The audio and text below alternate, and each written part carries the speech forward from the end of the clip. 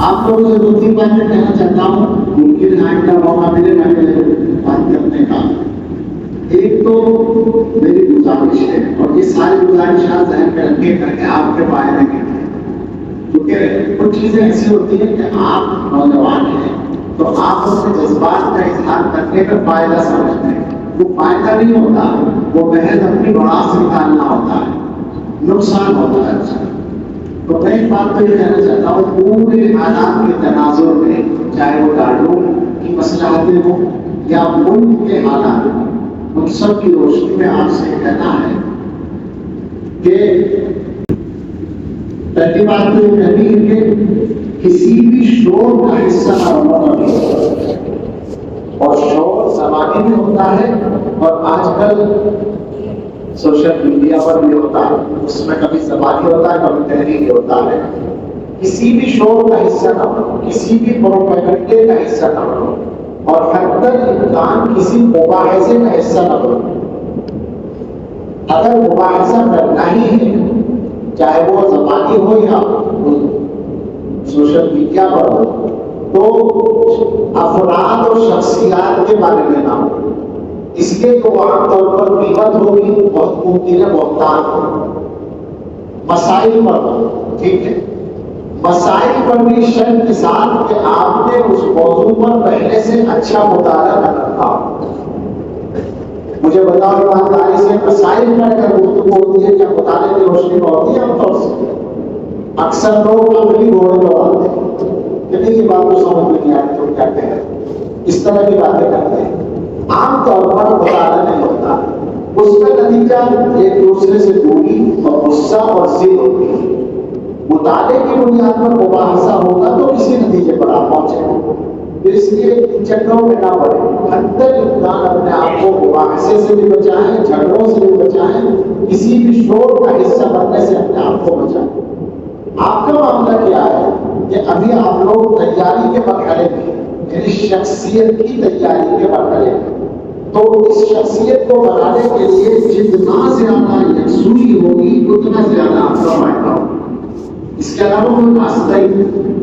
آپ کو اپنے لیے، یعنی میں سمجھتا ہوں کہ مدرسوں والوں کو ضرورت نہیں ہونی چاہیے پابندی لگانے کی موبائل یا والا چیز پر۔ طلبا اپنی ضرورت سمجھ کر، اپنا فائدہ سمجھ کر خود پابندی لگائیں گے، اور اچھی بات ہے، یہ ان کی ضرورت ہے۔ دوسری بات یہ کہنا چاہتا ہوں کہ زندگی کے معاملات میں بھی زیادہ سنجیدگی اختیار کرو، اور ہر آدمی کا حق محسوس کرو، صرف اپنا حق نہ محسوس کرو۔ اگر ایسا ہے کہ صرف اپنا حق جانتے ہو تو تم خود بھی کبھی مطمئن نہیں رہ سکتے، اور دوسرے لوگ تم سے مطمئن نہیں۔ یہ ہمیشہ یاد ہے، دوسرے کا حق ادا کرنے کی کوشش کرو، اللہ تعالیٰ تمہارا حق ادا کرائیں گے۔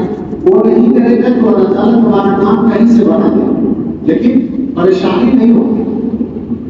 تیسری بات یہ ہے کہ کسی بھی مسلمان کی عزت کو ویسا سمجھو جیسے اللہ تعالیٰ کہنا چاہتے ہیں، سمجھوانا چاہتے ہیں، جو اللہ کا حکم ہے۔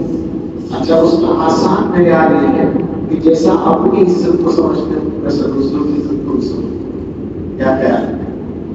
اپنی لیے عزت کا جو معیار ہے، اپنی عزت کی حفاظت کی جتنی فکر ہے، کم سے کم اتنی دوسرے کے لیے بھی کر لو۔ اور یہ بات میں قرآن و حدیث کی روشنی میں اور کبھی تجربے کی روشنی میں آپ کو پسند کرنا بتاتا ہوں کہ جب دوسروں کی عزت کی حفاظت کی فکر کرو گے تو اللہ تعالیٰ تمہیں شر سے بچائے۔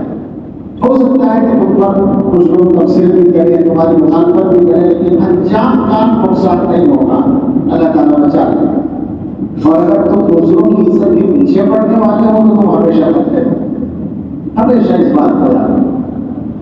ایک چیز اور ہے کہ ساتھیوں کے ساتھ رہتے ہو یا گھر والوں کے ساتھ رہتے ہو یا کسی بھی معاشرے میں رہتے ہو تو مزاج میں توسع پیدا کرو، برتاؤ میں توسع پیدا کرو، اخلاق میں نرمی پیدا کرو، معاف کرنے کی عادت کا۔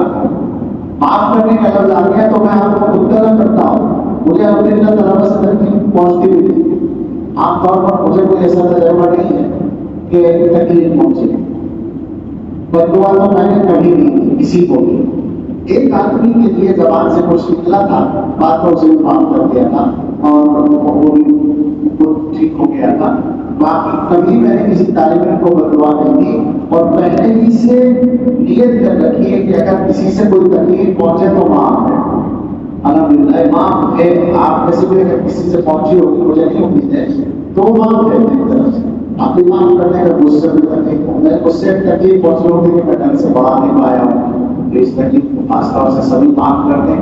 اور باقی ہے کہ کوئی اور تکلیف کسی کو پہنچی ہو تو اس کی معافی چاہتا ہوں، لیکن اپنی طرف سے معافی کا اعلان کرتا ہوں بالکل وہ ہمیشہ کے لیے معافی.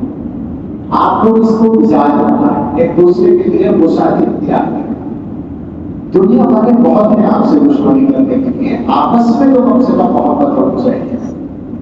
آپ سوچیے ذرا کہ دنیا میں جو حالات ہیں، وہ حالات میں آپ کو کیا